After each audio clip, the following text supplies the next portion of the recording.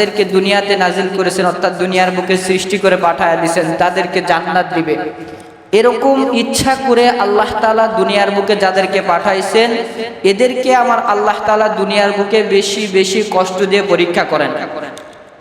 তাহলে দুনিয়ার বুকে আমরা এটা কোরআনুল কারীমের আয়াত দ্বারা বুঝলাম যে আল্লাহ পাক রব্বুল আলামিন দুনিয়াতে ওই ব্যক্তিদেরকে মুসিবত দেয়, ওই ব্যক্তিদেরকে আমার আল্লাহ তাআলা কষ্ট দেয়, ওই ব্যক্তিদেরকে আমার আল্লাহ তাআলা অশান্তিতে রাখে যাদেরকে আমার আল্লাহ তাআলা জান্নাত দিবে এটা নিশ্চিত করে। সুবহানাল্লাহ বলেন। তাহলে যাদেরকে আল্লাহ মুসিবত দেয়, কষ্ট দেয়, আঘাত দেয়, দুনিয়ার বুকে অভাব অনটন দেয় তাদেরকে আমার আল্লাহ তাআলা সুন্দর নিয়ামতপূর্ণ জান্নাত দান করবেন। তো তাদেরকে আমার আল্লাহ তাআলা কি কি দ্বারা পরীক্ষা করতে পারেন এই কথাটা আমার আল্লাহ তাআলা কোরআনুল কারীমের মধ্যে বলে দিয়েছেন। আল্লাহ তাআলা বলেন মিনাল খাউফ, আমি আল্লাহ পাক রব্বুল আলামিন মানুষকে ভয় দ্বারা পরীক্ষা করি। কি দ্বারা? ভয় দ্বারা পরীক্ষা করে। এমন একটা রোগ অথবা এমন একটা বিপদ আপনাকে দিবে, এই বিপদের মাধ্যমে আপনি অত্যন্ত ভীত সন্তুষ্ট হবেন। এমন ভীত হয়ে যাবেন যে আপনি ভয়ে মানুষের কাছে সাহায্য চাবেন, নাকি পীরের কাছে চাবেন, নাকি হুজুরের কাছে চাবেন, নাকি আল্লাহর কাছে চাবেন, এইটাই আপনি ভুলে যাবেন। এরকম কি হয় না? এমন মুসিবত আল্লাহ দিয়ে দিছে, কার কাছে সাহায্য চাবো নিজেই ভুলে যাই। তো এই যে আল্লাহ তাআলা আপনাকে আমাকে পরীক্ষা করবেন, কি দ্বারা পরীক্ষা করবেন? মিনাল খাউফ, আল্লাহ তাআলা ভয় দ্বারা পরীক্ষা করবেন। এরপর আল্লাহ তাআলা বলতেছেন মিনাল জু, আল্লাহ তাআলা ক্ষুধা দ্বারা পরীক্ষা করবেন। কি দ্বারা? ক্ষুধা। আপনার পেটে ক্ষুধা দিবে, অর্থাৎ ক্ষুধার মাকসাদটা হচ্ছে, উদ্দেশ্য হচ্ছে আপনাকে কখনো আল্লাহ তাআলা ধনী বানাবেন না। কি বানাবেন না? ধনী বানাবেন না। যদিও ধনী বানাই তাহলে আপনার টাকা পয়সাগুলো আল্লাহ তাআলা ছিনিয়ে নিয়ে আপনাকে গরিব বানিয়ে আপনাকে না খেয়ে রেখে এগুলো দ্বারা আল্লাহ তাআলা পরীক্ষা করবে। মিনাল জুই, আল্লাহ তাআলা বলেন তোমাদেরকে আমি ক্ষুধা দ্বারা পরীক্ষা করব। ওয়া নাকসিম মিনাল আমওয়ালি ওয়াল আনফুসি ওয়াস সামারাত, আমি আল্লাহ পাক রব্বুল আলামিন তোমাদেরকে দুনিয়ার বুকে সব চাইতে বেশি মুসিবত দিয়া পরীক্ষা করব। এর ভিতরেই যেই ব্যক্তি টিকে থাকতে পারবে তাদেরকে আমি আল্লাহ তাআলা সুন্দর একটা নিয়ামতপূর্ণ জান্নাত দান করব। জোরে বলেন সুবহানাল্লাহ। মিনাল খাউফি ওয়াল জুই ওয়া নাকসিম মিনাল আমওয়ালি ওয়াল আনফুসি ওয়াস সামারাত ওয়া বাশশিরিস সাবিরিন, আল্লাহ তাআলা বলতেছেন যাদেরকে এই পরীক্ষার মধ্যে আমি ফালাবো তারা যদি ওয়াস সাবিরিন এর ভেতরে পড়ার পরে ধৈর্য ধারণ করে, চিল্লা ফাল্লা না করে, মানুষের কাছে যায় সাহায্য না চায়, মনে মনে স্থির করে যে আমার আল্লাহ তাআলা আমাকে একটা সাহায্য দিবে, আল্লাহ তাআলার পক্ষ থেকে এই ফয়সালা ছিল বিধায় আমি এই কষ্টের ভিতরে পড়ছি, এরকম যারা মনে করবে তারাই সফলকামী হবে, তাদেরকে আমার আল্লাহ তাআলা জান্নাত দান করবে। আমাদের ভিতরে যাদেরকে অসুস্থতা আল্লাহ তাআলা দেয়, অথবা কোনো রোগ দেয়, অথবা কোনো বিপদ আপদে ফালায়, অথবা কোনো কষ্টের ভেতরে ফালায়, তখন আমরা বলি যে আল্লাহ তাআলা দুনিয়াতে আর কাউকে কষ্টের ভেতরে ফালায় না, শুধু আমাকেই ফালায়। আল্লাহ আর কাউকে রোগ দেয় না, শুধু আমাকেই রোগ দেয়।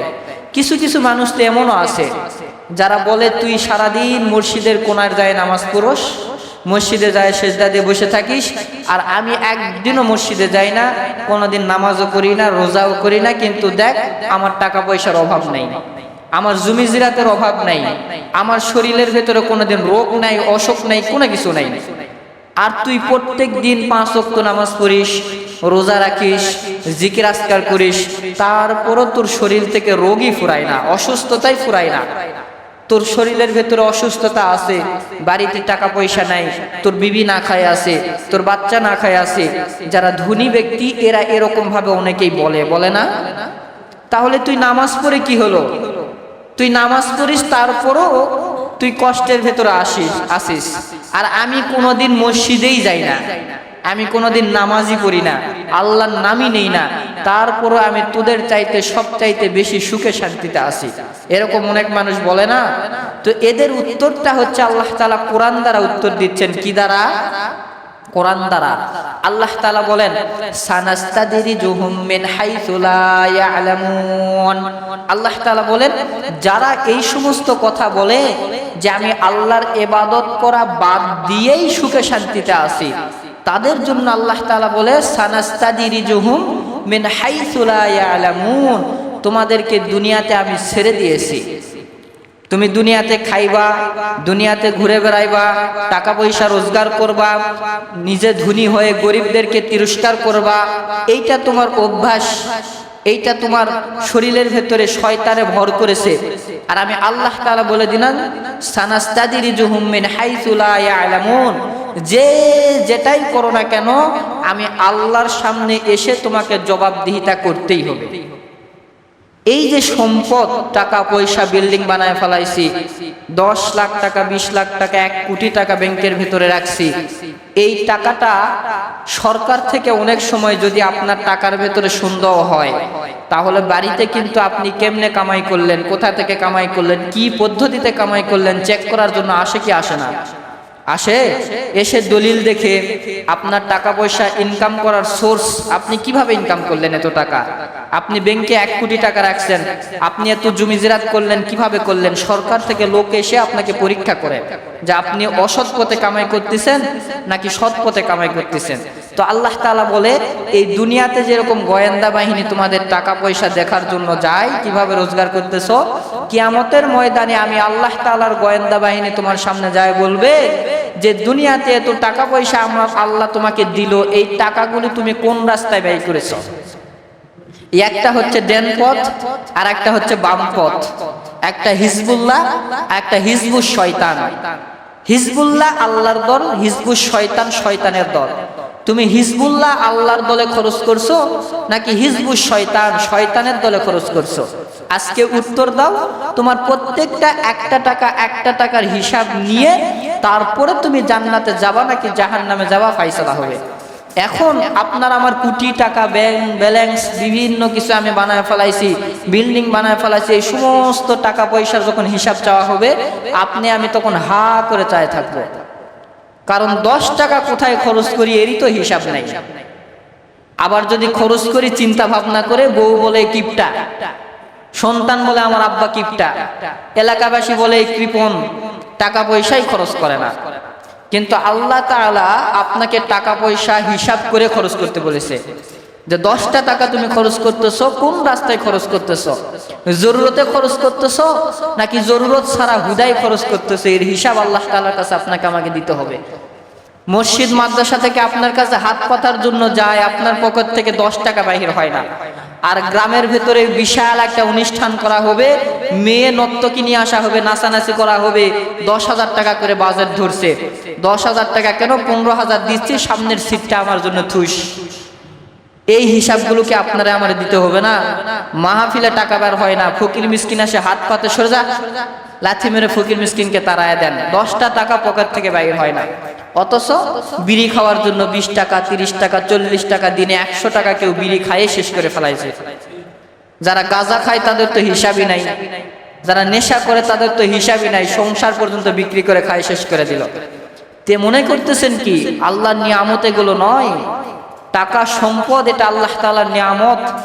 এই সম্পদ দ্বারা আপনাকে আমাকে পরীক্ষা করতেছে আল্লাহ তাআলা।